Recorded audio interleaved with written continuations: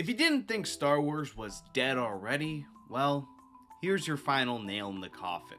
It's the biggest piece of dog shit. This brand new addition to the Star Wars franchise is the worst thing ever.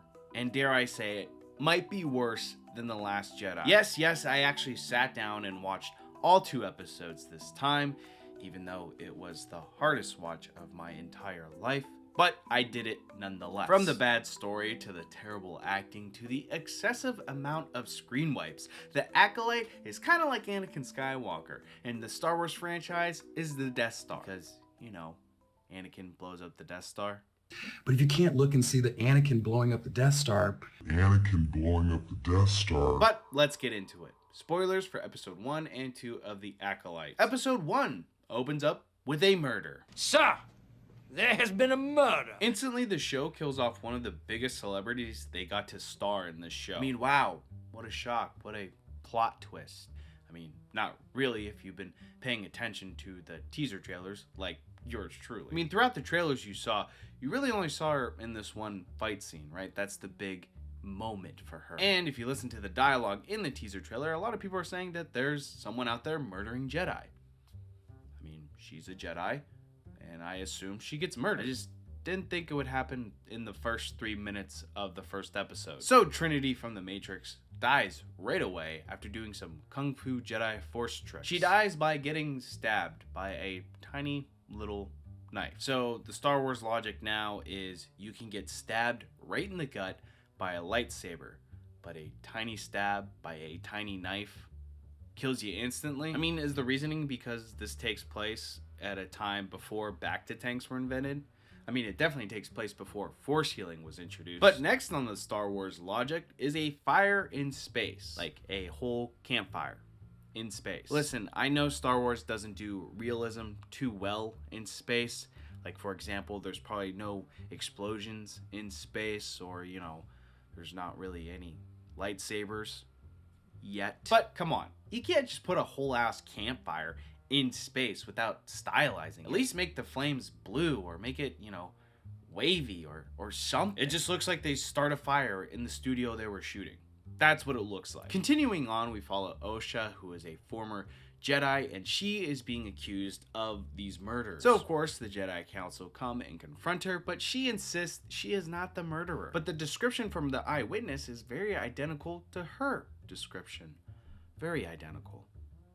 Identical like they're twins. That's right. She has a twin. Plot twist number 2 that everyone saw coming because of that one teaser trailer. So the Jedi come and get her off this Trade Federation ship. So in the future, do these Trade Federation people just develop racist accents? Because in this show, in this episode, they sound normal people. But, you know, we all know how they sound in Phantom Menace.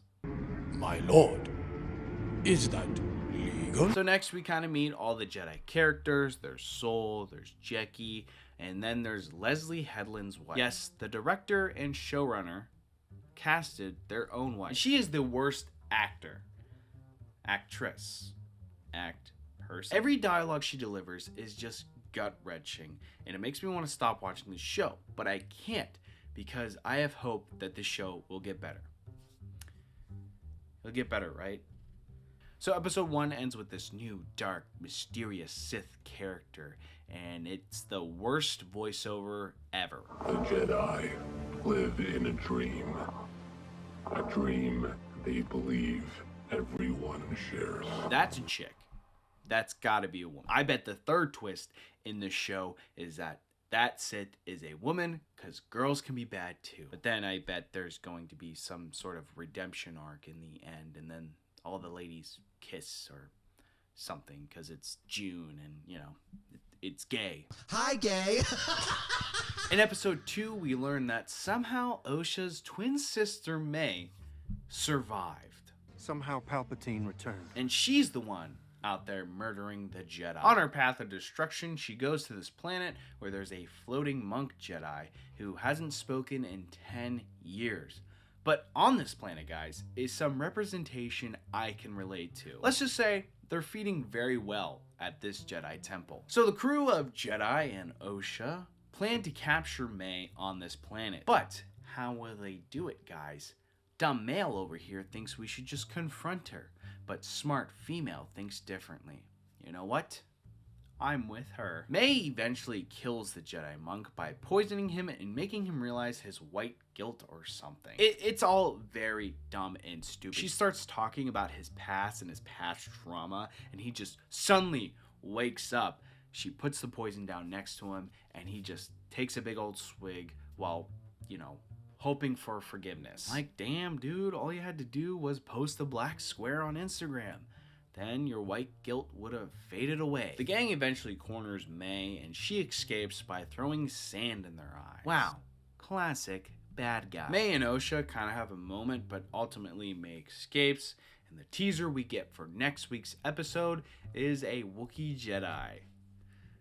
Can't wait. Obviously, I'm not a big fan of this show so far. It's nothing special at all. It seems like they just wrote a bland story and slapped Star Wars' name right across. And almost all the acting is just terrible. I mean, I don't put full blame on the actors, actresses, and act persons because they are given lines and they are given direction. So everyone's to blame. I mean, half the dialogue is just characters explaining shit. Like, yeah, you can get away with characters explaining things every once in a while, but by God, just show something. And the actress playing Osha and May, I don't know what it is, but every time she delivers dialogue, it's just bad. It's almost like she's playing a character that's from an LA or San Francisco rather than a character from, an alien planet. And that might be a stylistic choice, but for me, it really takes me out of it. Wow, here's a critic online who only hates the show because the main person acting is a non-binary black woman. You just hate the show because you're racist. The first 2 episodes are a 4 out of 10 at best. The only thing redeeming the show is the visuals, because every time I see Coruscant, I just get blown away. Every time. I love that place. But buckle up, folks, because I've heard that episode 3 is the gayest, most bisexual, and most LGBTQ+IA inclusive episode of Star Wars ever. I would say arguably the gayest Star Wars, I think by a considerable margin. And are you excited about that? Are you bracing yourself? But yeah, that's next week. I think I'm going to do a live reaction to that episode, so stay tuned for that. But for this week, for the first 2 episodes, the reactions from people online and from critics was as you expect. The shills will be shilling, and the racist critics will be racisming. I mean, the showrunners knew exactly what they're doing with this show in terms of a defense. Quick, cast the non-binary black girl so we can call the fans racist for the millionth time. So far, the big critiques of the Acolyte have been the presence of a woman, the presence of people of color, fire in space. But yeah, these trolls surely aren't racist, misogynistic, and reaching for any excuse to spew hatred. Listen, I am sure there's a small percentage out there of reviews that are actually racist and sexist and misogynist. But the big critiques are about the storytelling, the characters, the acting, the writing, and yeah, I guess there's a lot of complaints about fire in space. But it literally was a campfire in space. If you need her to stare at a fire, why not have it in the ship? Why is it outside the ship? By the way, I watched The Acolyte, and it was super fucking good. All that outrage and anger from the racist and homophobic bigots, and for what? If the show continues with this level of quality, it'll easily be one of my favorite Disney Plus shows. Okay, if you watched this show and you enjoyed it that much, that is a huge win for you, and I'm not going to take that away from you. But just know you are in the minority here. This show is bad, and I want something better. Racist trolls twist Amanda Steinberg's 5-year-old comments to attack the Acolyte.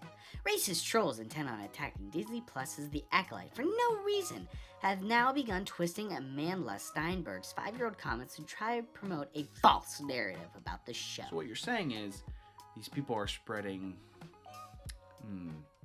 how you say it? Fake news? You are fake news. The Acolyte might be the worst Disney Star Wars show yet, and I think it's going to get worse. But like I always said, I could be wrong. I hope I'm wrong. I pray someone at Disney, whether that's Kathleen Kennedy or anyone else in charge, to come in and stop this madness. But of course, at the end of the day, I do want to hear from you guys. What do you guys think of the Acolyte so far? Let me know down in the comments below. Also guys, please be sure to like this video and subscribe to the channel for more content just like this. Thank you guys so much for watching, and I'll see you in the next one.